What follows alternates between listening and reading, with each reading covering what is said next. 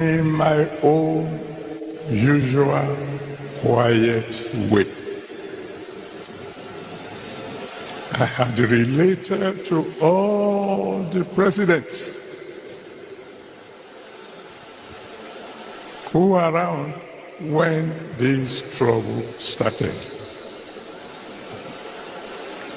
What did you tell them? Whatever I discussed between me and the big ones, top privacy.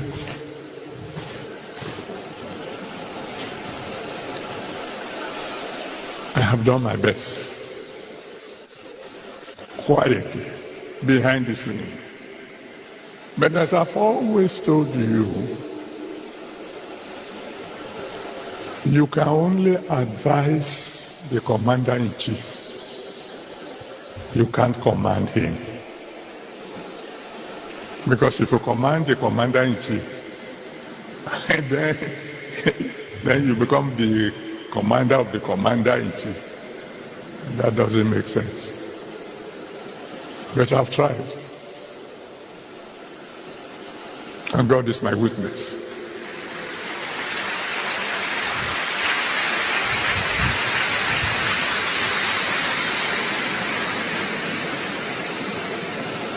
So then, I don't want to take much of your time. What should we do now? I'm talking to you as my children. If I were asked to make suggestions, I would say quietly to our government,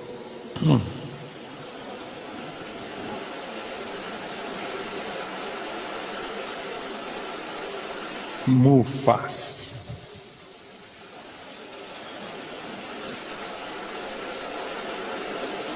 Move diplomatically. Move wisely.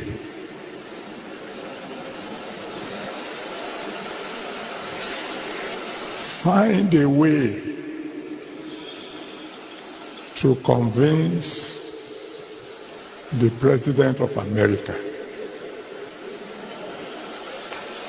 to please delay his actions for about 100 days.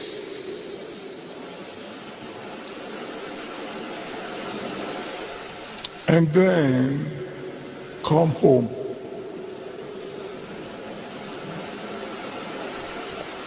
And tell our security chiefs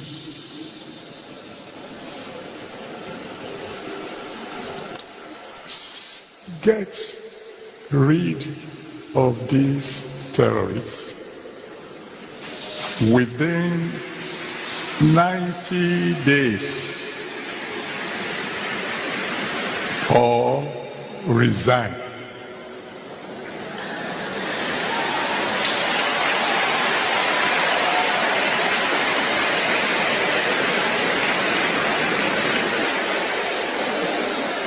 Now that, I'm sure, will sound familiar to those of you who have been following the situation in Nigeria. There was a president, unfortunately, he's dead now, as Buhari, who issued such an order. Some of you will remember. Who called the service chief together and said, I give you 3 months. Get rid of all these Boko Haram people or resign. He's not around to tell you who gave him that advice. He ran with that advice, but he didn't follow it through.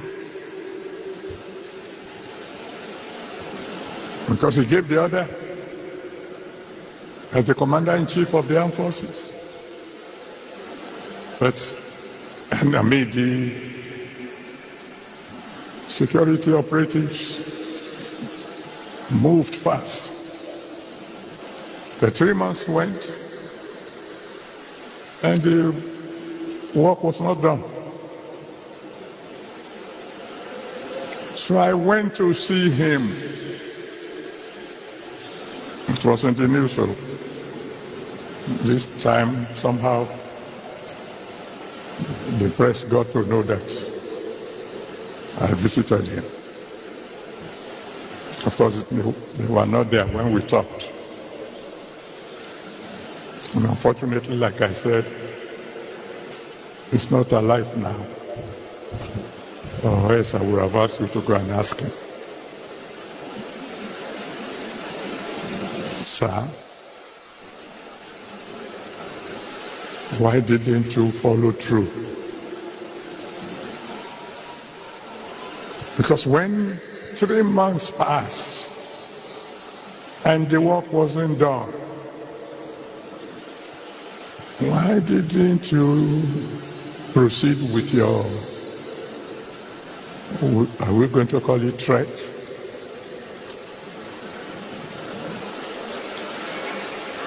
I won't tell you the details, but one thing came out of that meeting.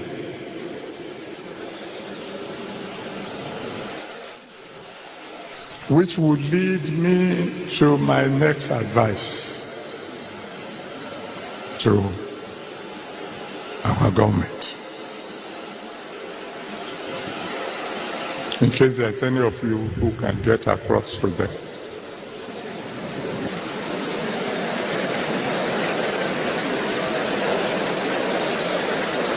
That when giving orders to the service chief this time round, we should make it clear to them that they are not only to eliminate the terrorists, they should eliminate their sponsors.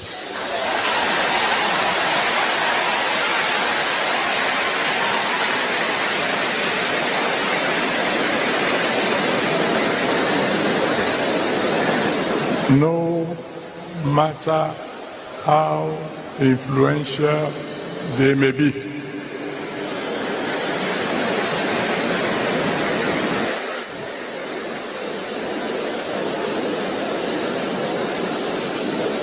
When I say my people, when I say our leaders should move fast, move diplomatically, we have to be and move wisely. We must take note of the fact that if America should attack us, China is not coming to defend us. Russia will not come to defend us. All the so-called world leaders, they will talk. They will condemn what America had done in strongest terms. But that's all they will do. That's all. Britain is not going to come and help us. No foreign or no other foreign powers will come to our aid. This is not the time for joking. This is not the time for grammar. This is not the time for, I don't know a simple word for semantics. It's not the time when you begin to argue. Is it, what do you call it? Suicide, or what do they call it? What's the language?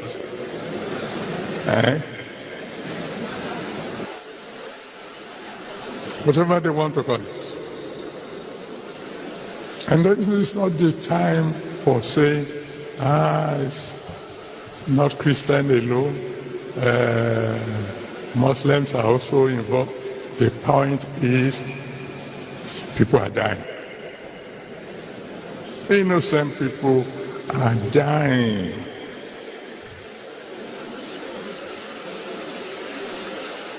I almost spoke last month when I heard the speech of my in-law, the president. When I heard the speech, particularly that section that spoke about security, and you can go and listen to it again, where I heard him say, all is well now, that displaced people have returned to their villages, and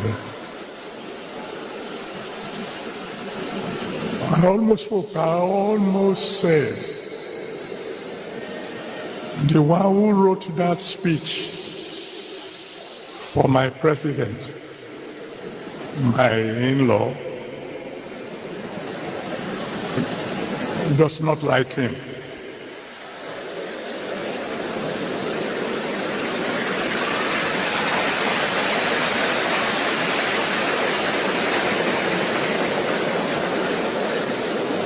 And if you want to say, what do you mean? Somebody wrote it, but it's the president who read it.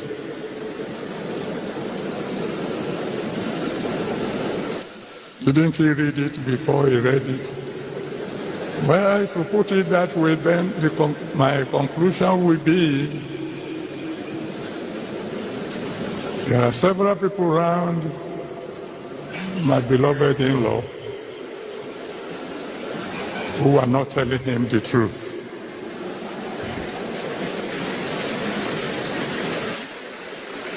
But that's all right, because, I think the following day in the newspapers we read about a traditional ruler being killed, whether in Kwara or Kogi, while the wife was hiding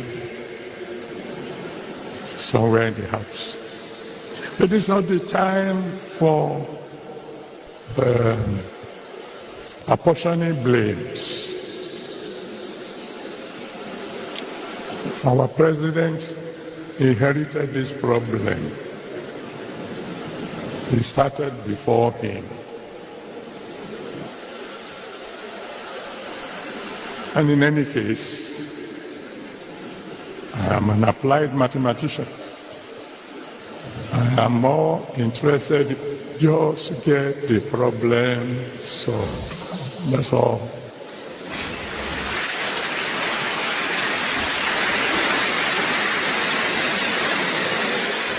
Let's let the government use diplomatic method to convince President Trump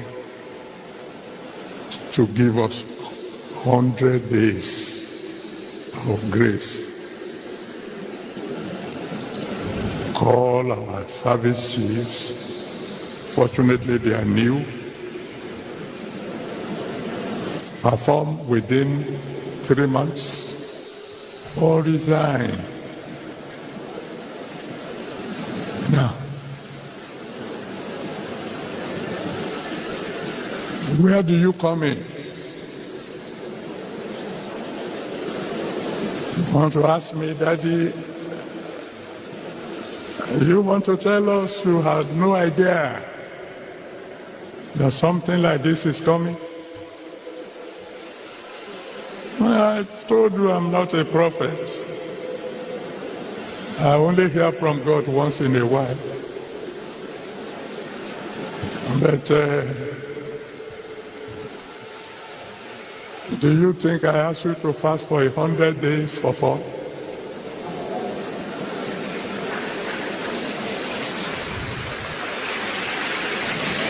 Didn't I share with you, my children? Didn't I share with you that God said this will be a remarkable year? Didn't I share with you that God said that the wind that was blowing last year, that started blowing last year, is going to become a bit more violent this year? Did I tell you?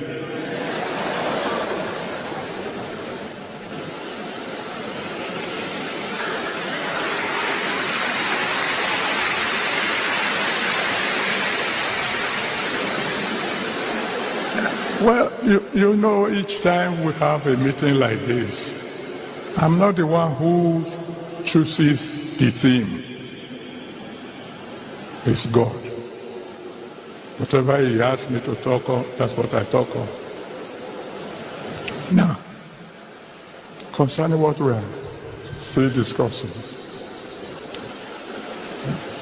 by this time next week, we will be having a Holy Ghost service in Abuja. And when we were asking God what will be the theme, He gave us the theme, fear not.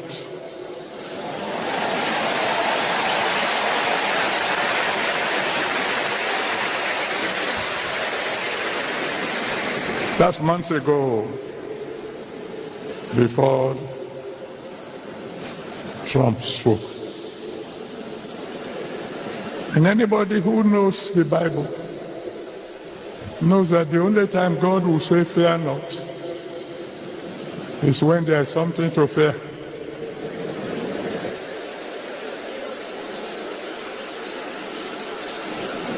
So, when I put all these things together, I know in this year that God says will be remarkable. One way or the other, there will be peace again in Nigeria.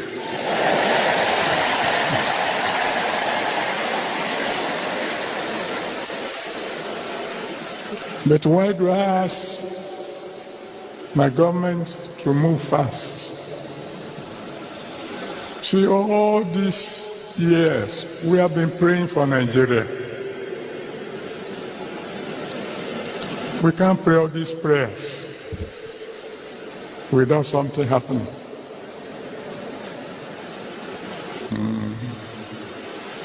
Unless God is no longer on His throne, and is on His throne. And you see, I'm saying it again. I'm a mathematician, an applied mathematician. And there is a law called Newton's law of motion. You know what it says? It says a body will remain at rest or maintain uniform motion in a straight line, except an external force compels it to do otherwise.